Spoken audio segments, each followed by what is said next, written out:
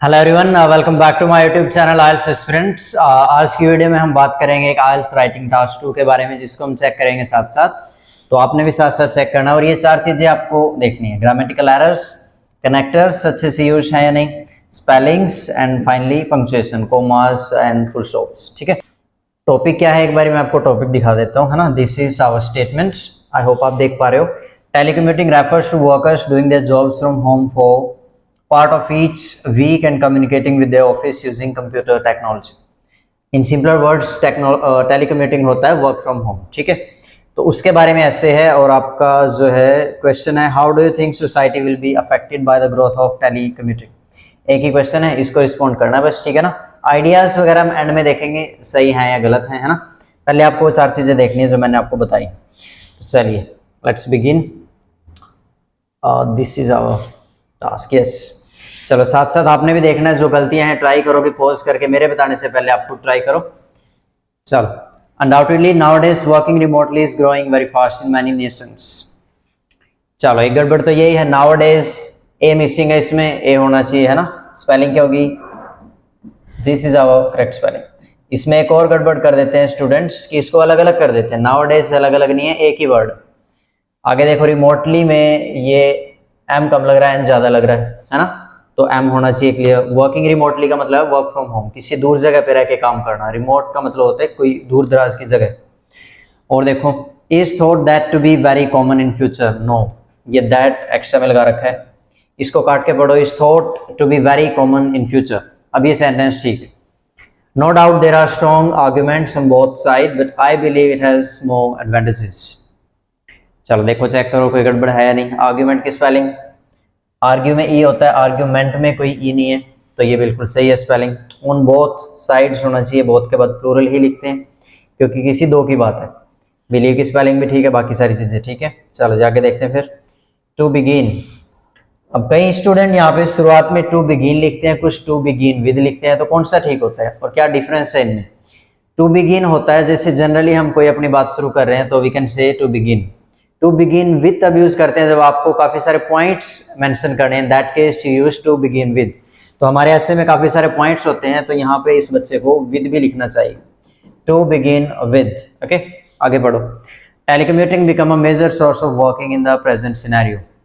साथ साथ पोज करते रहो, देखते रहो, है ना। ये मैं बार बार नहीं बोलूंगा, आप देख लेना। चलो, यहाँ पे कुछ गड़बड़ है। टेलीकम्यूटिंग हैज बिकम होना चाहिए, ऐसा हो चुका है। हैज ना भी हम यहाँ पे लिखें फिर भी सेंटेंस तो गलत है, टेलीकम्यूटिंग बिकम्स होना चाहिए। हैज की सेंस है कि टेलीकम्यूटिंग आजकल बन चुकी है।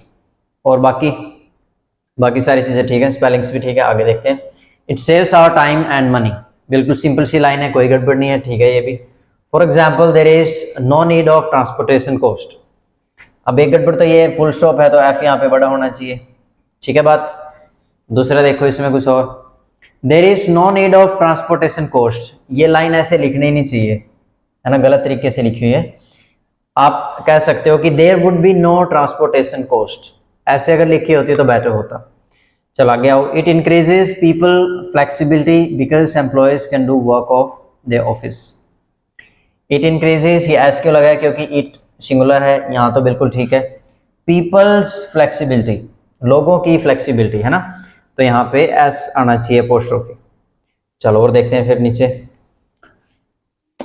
ये ऑफिस में मेरे को थोड़ी सी प्रॉब्लम लग रही है, क्योंकि गैप इसमें है नहीं, ऐसा लग रहा है कि ऑफ अलग है और थोड़ा सा गैप देखे फिर फीस लिखा है ना। फर्स्ट टाइम मैंने देखा था तो वहां पे मुझे कंफ्यूजन थी, तो ये यहाँ पे थोड़ा सा बेटर हो सकता था। एंड होम, चलो ये ठीक है। By telecommuting employees spend more time with their family and friends. देखो, ग्रामेटिकली ये सेंटेंस बिल्कुल ठीक है, कोई गड़बड़ नहीं है इसमें, बट यहाँ पे अगर आप मे लिखते या कैन लिखते यहाँ पे तो ज्यादा अच्छा होता कि एम्प्लॉयज जो है अपना टाइम जो है स्पेंड कर सकते हैं। मे या कैन की सेंस आ रही है यहाँ पे। चलो आगे देखते हैं। It is expected to be common for most office workers in the coming decades. अगर आपने स्टेटमेंट देखी हो जो मैंने शुरुआत में दिखाई, वो लाइन एज इट इज वहां थी, एज इट इज यहाँ डाल दिया, ऐसे नहीं करना। पैराफ्रेजिंग का ये मतलब भी नहीं है कि आपको पूरा का पूरा चेंज करना है, बट ऐसा भी नहीं है कि आप एज इट इज लिख दो, कुछ हल्का फुल्का सा तो चेंज होना चाहिए जितना भी पॉसिबल है। तो ये लाइन नहीं लिखनी चाहिए थी। आगे आते हैं नीचे, अगर आप देख पा रहे हो। Employers do not need of spacious work places. नहीं, डू नॉट नीड ऑफ की कोई जरूरत नहीं है, employees do not need any, और ऐड कर लो यहाँ पे any spacious work places. Any के बाद सिंगुलर भी आ सकता है, प्लूरल भी आ सकता है, तो यहाँ पे इन्होंने वर्क प्लेसेस लिखा है तो ठीक है। लाइक बिग कंपनीज और ऑफिसेस, लाइक ये भी ठीक है, ग्रामेटिकली ठीक है, लेकिन ये थोड़ा सा इनफॉर्मल माना जाता है, तो आपको ट्राई करना चाहिए कि सच एज लिखो आप, ठीक है ना, सच एज बिग कंपनीज और offices. Telecommuting is growing fast, चलो यहाँ तक तो कोई गड़बड़ नहीं है। चलिए ऊपर वाला पेज है, थोड़ा उल्टा पुल्टा हो गया ये। मोस्टली इन रिच कंट्रीज, तो यहाँ पे बिल्कुल ऑब्वियस एरर है, होपफुली आपने देख लिया होगा। एक मिनट जी, ये रिच यहाँ पे इन्होंने, अरे क्या हो रहा है, एक मिनट भाई, ये जो रिच है ये यहाँ पे गलत है, रीच तो पहुंचने वाला रीच लिख दिया इन्होंने, तो यहाँ पे स्पेलिंग क्या होगी, RICH, रिच। ओके, अच्छा रीच वर्ड के बारे में आपको बताता हूँ कुछ अच्छी बात। रीच जो है, जब इसको एज ए नाउन यूज करते हैं तो इसके बाद ऑन, एट कुछ भी हम यूज नहीं करते हैं, डायरेक्ट आपको बोलना है कि मैं दिल्ली पहुंचा, आई रीच्ड एट दिल्ली, या ऑन दिल्ली नहीं, I reached Delhi direct. Okay, यहाँ तो ये वर्ड ही गलत है।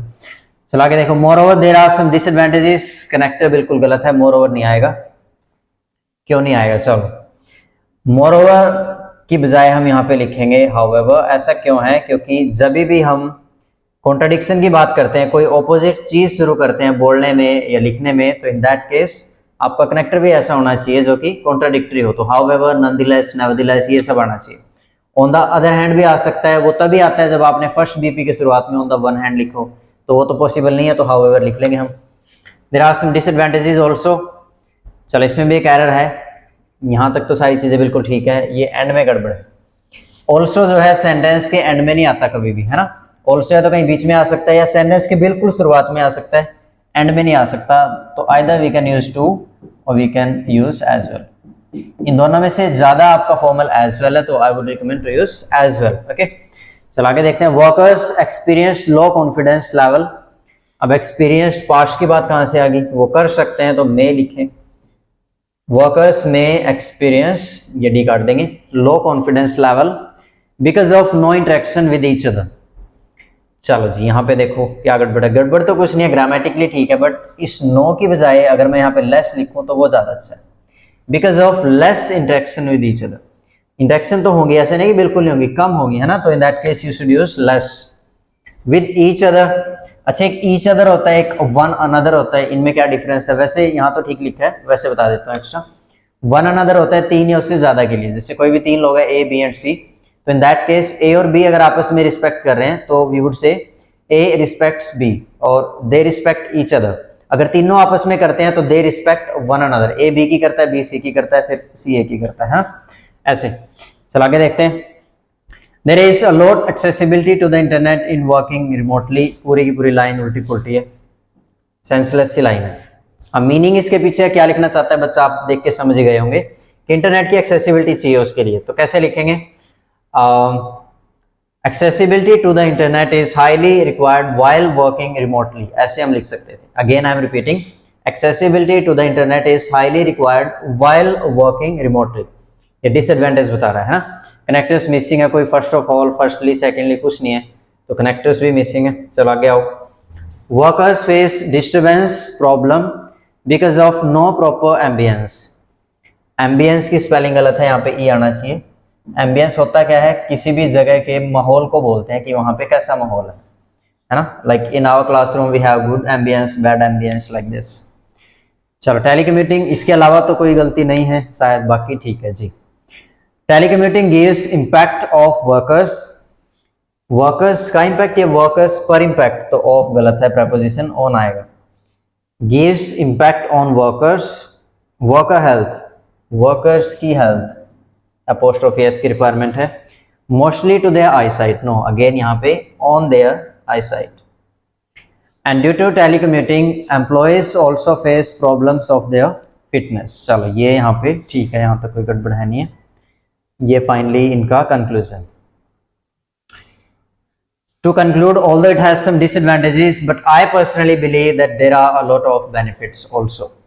ये सेंटेंस देखने में आपको ठीक लग रहा होगा, किसी को एक या दो मिस्टेक्स नजर आ रही होंगी, बट इसमें 5-6 मिस्टेक्स हैं, ठीक है ना। चलो मैं साइड से हट जाता हूँ, पॉज करके अच्छे से देखो। चलो होपफुली आपने ट्राई किया होगा, और अगर आप सारी मिस्टेक्स नहीं पकड़ पाए तो कोई बात नहीं है, मैंने ये कॉम्प्लेक्स सेंटेंस की वीडियो में, शायद सेकंड वीडियो थी, उससे मैंने आपको अच्छे से समझा रखा है ऑलरेडी, तो वो वीडियो आप जाके देखें। चलो खैर इस पे आते हैं, क्या गलती है देखते हैं। एक तो ये ऑल्दो का ए यहाँ पे बड़ा है ना, कोमे के बाद छोटा आना चाहिए। सेकंड इसमें ऑल्दो के साथ बट नहीं आता, 2 गलतियां हैं। थर्ड इसमें है ऑल्सो, जो भी अभी बताया, ऑल्सो एंड में नहीं आता है ना। 3 एक और है बिल्कुल इनसे भी ज्यादा इंपॉर्टेंट, मतलब सबसे बड़ा ब्लंडर तो बट वाला है, उसके बाद अगर कोई ब्लंडर है तो वो क्या है, चलो ये बेनिफिट्स जो वर्ड है वो नहीं आ सकता। जब एक ही सेंटेंस में आप फायदों और नुकसान की बात करते हो, और अगर आपने डिसएडवांटेज वर्ड ऊपर यूज किया है, तो नीचे एक ही ऑप्शन बचता है, एक ही चॉइस है कि आपको एडवांटेज ही यूज करना पड़ेगा। अगर वहां डिमेरिट्स होता तो यहाँ मेरिट्स ही लिखना होता, तो डिसएडवांटेज है तो यहाँ आप लिखोगे एडवांटेजेस। ओके चलो नीचे आते हैं। Employers save their time and money, करते हैं कर सकते हैं, कैन या मे अगर लिखते तो ज्यादा अच्छा होता। कैन या may save their time and money, चलो जी दे नहीं sorry, many offices and companies work through telecommuting since corona pandemic. Since नहीं आना चाहिए, ड्यूरिंग आना चाहिए, कि कोरोना पेंडेमिक के दौरान। ग्रामेटिकली तो ये गलती थी। वैसे ये सेंटेंस लिखने का कोई तुक बनता नहीं है कंक्लूजन में। कंक्लूजन का मतलब होता है ऊपर आपने कोई भी ऐसे लिखा, कोई भी बात आप कर रहे हो उसको कंक्लूड कर रहे हो, तो कंक्लूड करते वक्त तो आप कोई नई चीज ऐड नहीं कर सकते, तो ये सब जो है BP1 और BP2 में आपका होना चाहिए। ठीक है ना बात। चलो तो ये आपका खत्म यहाँ पे। चलो ये कुछ वर्ड आ गए तो ये भी मैं बता देता हूँ साथ साथ। अंडर लेंथ, मतलब इनके भी यहाँ पे आपको स्कोर दिया जाता है, ये तो है ही है। Task response, coherence and cohesion, lexical resource, grammatical range and accuracy, इसके ऊपर मैं अलग से वीडियो बनाऊंगा, इसमें मैं बना चुका हूँ। वोकैब की भी बहुत सी वीडियो होंगी, ये तो कुछ बताने लायक है नहीं, इसमें आइडियाज की बात होती है। इसके साथ साथ ये चीजें भी देखी जाती हैं, ये सारी। अंडर लेंथ मीन्स आपके वर्ड्स ज्यादा हो सकते हैं, कम नहीं होने चाहिए, कम है तो पेनल्टी लगेगी, कितने वर्ड्स कम है उसके अकॉर्डिंग कितनी पेनल्टी होनी चाहिए, वो सब होता है। ऑफ टॉपिक तो नहीं है, मतलब टास्क रिस्पॉन्स की बात कर रहे हैं। मेमोराइज तो नहीं है, ये बहुत ही अच्छा वर्ड है यहाँ पे। बहुत ही अच्छा क्यों, मैं इसलिए बता रहा हूँ, बहुत से बच्चे जो है टेम्पलेट रट लेते हैं, अब एग्जामिनर चेक करते वक्त तुरंत पकड़ लेता है कि ये टेम्पलेट की लाइन है या आपकी खुद की लाइन है। ठीक है ना, तो मेमोराइज है या नहीं वो भी देखते हैं। अब आपको क्वेश्चन शायद ये होगा उनको कैसे पता चलेगा, बट पता लग जाता है, सभी को पता लग जाता है। हम भी देख के बता देते हैं फर्स्ट टाइम बच्चे की कि ये आपकी लाइन खुद की है, ये आपका टेम्पलेट है। अगर कोई फर्स्ट टाइम भी दिखा रहा है, अगर मैं या कोई भी हम ट्रेनर पकड़ पा रहे हैं तो वो तो बिल्कुल आसानी से पकड़ सकते हैं। चलो जी लास्ट वर्ड, इसको प्रोनाउंस शायद मैं गलत कर दूं इस टाइम, इलेजिबल या इलेजिबल ही होना चाहिए, आप देख लेना। इसका मतलब है हैंड राइटिंग, कि आपकी हैंड राइटिंग क्लियर है या नहीं। साफ हैंड राइटिंग नहीं चाहिए, ऐसी हैंड राइटिंग हो जो समझ आ जाए। ठीक है ना, तो अगर ये सारी चीजें आपकी गड़बड़ हैं तो आपके मार्क्स कटेंगे, सही है तो definitely you will get marks. ठीक है ना, चल अभी आते हैं आइडियाज पे, जो मैंने आपको बताया था आइडियाज देखेंगे एंड में। ठीक है ना, चलिए अब बात करेंगे आइडियाज की। आइडियाज क्या क्या हो सकते हैं। First, it provides you flexibility, you can work as per your convenience. Second आपका हो सकता है एम्प्लॉयर्स के लिए कि there is no need to make any big और spacious work place. Third, it will get you some extra time that you can spend with your family members, ये आपका फायदा हो सकता है, और भी हो सकते हैं कुछ। और डिसएडवांटेज में हम बोल सकते हैं the very first and the obvious, you will have disturbance at your home, because जो वर्किंग एम्बियंस आपको वर्क प्लेस पे ऑफिस में मिलता है वो घर पे नहीं मिल सकता। अगर आप शादीशुदा हो तो हो सकता है आपके बच्चे आपको तंग करें, बच्चे तंग ना करें तो फिर बच्चों की माँ तो करती है शायद, है ना, तो ये आपका हो सकता है डिसएडवांटेज। सेकंड आपका हो सकता है कि accessibility of internet that is highly required, है ना, उसके बिना तो पॉसिबल नहीं है, तो ये भी एक डिसएडवांटेज है कि हर टाइम आपके पास इंटरनेट की एक्सेसिबिलिटी ना हो। और थर्ड इसमें क्या हो सकता है कि you will have less confidence because you will have less interaction with the people. तो इससे एक वर्ड होता है, चलो मैं आपको बता देता हूँ, ग्लासोफोबिया। इसको लिखते ऐसे हैं, देखने में इसकी अपीयरेंस है कि इसको प्रोनाउंस किया जाना चाहिए glossophobia, but no, this is pronounce glassophobia, की फियर ऑफ पब्लिक स्पीकिंग, है ना। तो कोई भी पर्सन जो है घर पे काम कर रहा है लंबे टाइम से, तो ही और सी कैन बी इंट्रोवर्ट, तो ये भी एक डिसएडवांटेज है, राइट। तो ये आइडियाज हो सकते थे, और आइडियाज तो लगभग स्टूडेंट के भी ठीक थे। तो आप अपने एक्सपीरियंस से क्या लगता है कि कितनी बैंड स्कोर इनको मिलना चाहिए। From my personal experience, I think this writing deserves 5.5 to 6, max to max 6, और 5.5 से कम भी नहीं होना चाहिए, I think, है ना। तो एग्जामिनर पे डिपेंड करता है, वैसे क्या पता वो इससे कम भी दे दे ज़्यादा भी दे दे, बट चांसेस ज़्यादा है कि 5.5 to 6।